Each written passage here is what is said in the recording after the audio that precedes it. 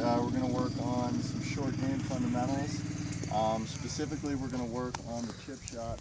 The nice thing about short game shots, whether it's a pitch, a chip, or a bunker shot, is a lot of the fundamentals apply to the same shot. So generally you see somebody who's a good bunker player or chips it pretty well, they pitch it pretty well too, or vice versa. So that's what we're going to work on today. So let's talk about just the fundamental things of to key in on for a chip shot. And first of all, I guess let's talk about club selection. I don't really think there's a right club, meaning you need to use a pitching wedge for this shot, a 56 degree or 60 degree. I think a lot of golf is a feel game.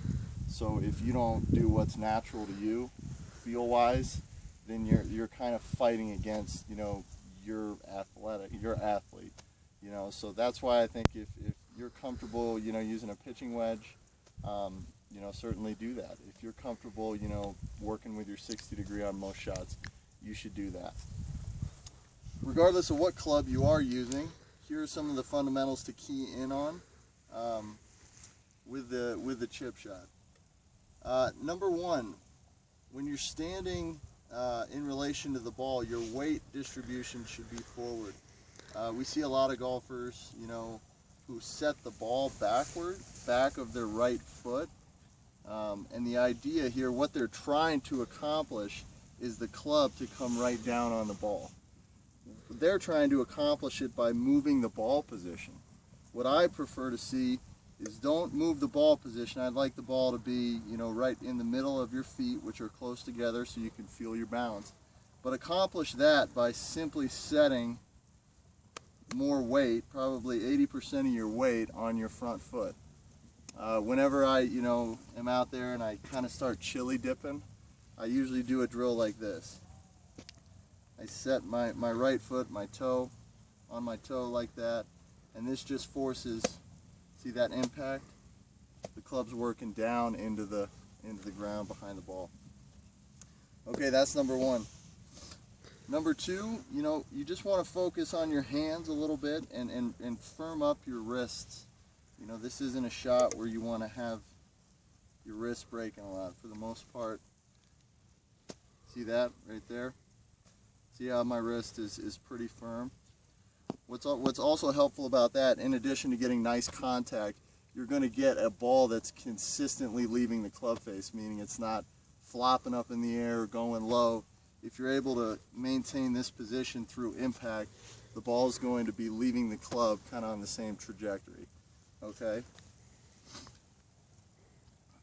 And then most importantly is to accelerate. A lot of times, in a chip shot, because it's a delicate shot, we're only working on a 15-yard shot here, 20-yard shot, we get real delicate and we can tend to slow the club through impact.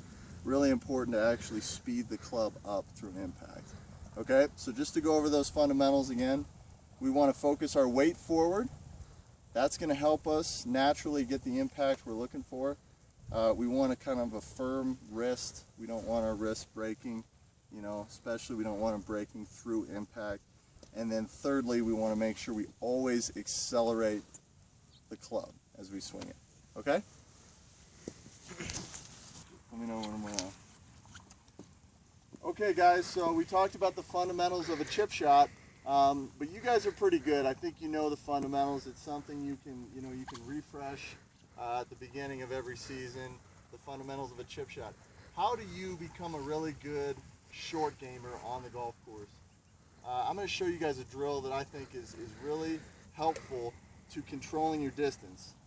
There's two things that are relevant to a golf shot, to a successful golf shot. Did you get the distance correct? And did you get the direction correct? When it comes to chipping and pitching, getting the direction correct isn't that tough, right? You can generally chip towards your target. You got to make sure you aim your club face first, and you can get the ball going on line towards your target. What is more difficult is being able to control your distances, okay? And so you can see what I've done here is I put 4 towels around the hole. And basically they're about 6 feet, 5 feet in front and 5 feet behind the hole. And then here you all have 3 stations. You have the closest station, the intermediate, and then the far back one. And I want you to go from 1 station to 2 to 3, trying to keep the ball within those towels. Okay? Well, let's talk about this. Everybody come on in a little closer. Come on in right here. I'm going to borrow a couple golf balls here. Okay. But here's what I want us to work on when we do this drill. Okay? There are 2 things that control how far a golf ball will go. Okay? Number 1 is how hard you hit. How much hit you give to the ball. Number 2 is how long your swing is. Okay? What I want us to work on is to make one of these a constant. Okay? So, for example, on all these, our backswing is going to go right there. Okay? But we're going to change the force of our hit on each one. So from up close, here, we're still going to accelerate, but it's going to be a soft acceleration. Then on this one, we're going to take the club, same spot, and give it a little more acceleration. And then finally, at the 3rd station, same thing. Club's here, and a little more acceleration. So that way, you're really starting to hone your feel. And you're simplifying it. You're learning how hard you need to hit each shot, while keeping your backswing constant. Okay? I've really found that this drill, if you stick to it, it can really help you kind of hone in your feel on these shots. So everybody, any questions on it? Pretty sensible? Okay. All right, let's try it. So start up here at station 1, between, then move back. Oh, if you get one in between, you can move back? Yeah, so the goal is, to get 3 in between. So in a row. So like, once you get 1 in between, you move back a station. Oh, and then I got it. All right?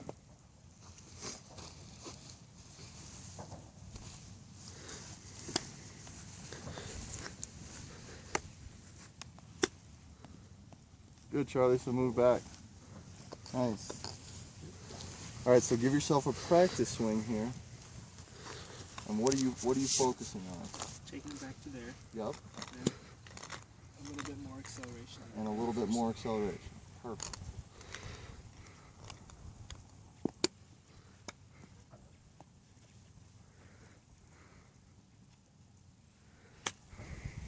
Good.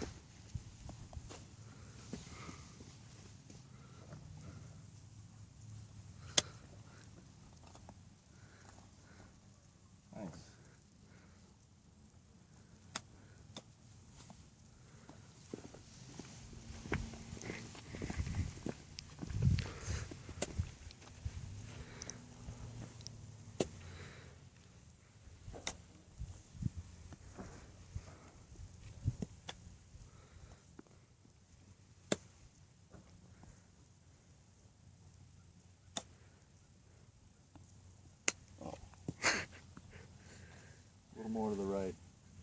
Amy? Yeah, like maybe a centimeter, and you would have made that last one. No, looks good. Your fundamentals look good.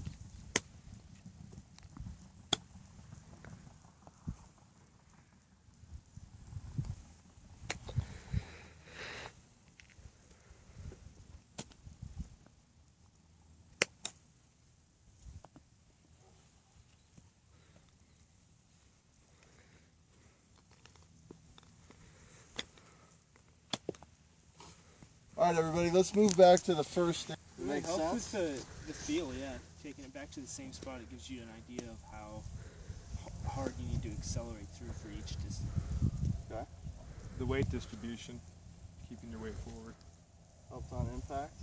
I kind of like the idea of, like you said, setting the club in one place every time, and then, yeah, controlling distance just with how hard you have to hit it. Yeah. That was really cool. I think, and so let's just talk about the other the other way of controlling your distance, which is everybody kind of gather around here. So we talked about having a consistent backswing, and then changing, you know, the speed in which you're accelerating. Well, the other way you can do it, and this kind of also has to do with your comfort level, you know, with your athlete and what makes you tick and everything like that.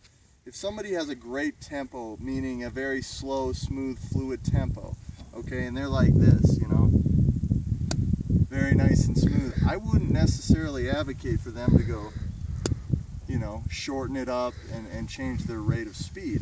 I would advocate for them keep that nice, smooth, fluid tempo, but just change where you're taking the club back. So you're always going to have the same acceleration, but now you're either going there, there, or there, right? And so let's experiment with that. Let's try that and see how you do with that. All right, do we have enough golf balls?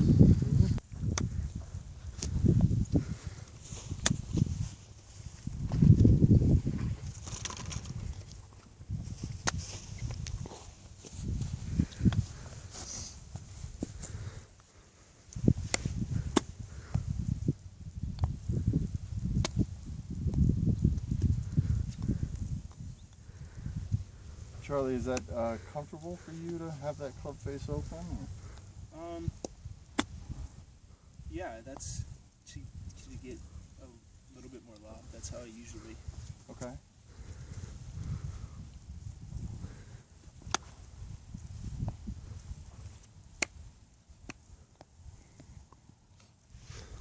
I mean, I'm not going to tell you to change it, certainly, but I will say that Make it? when you have your club face, go ahead and set your club face down there.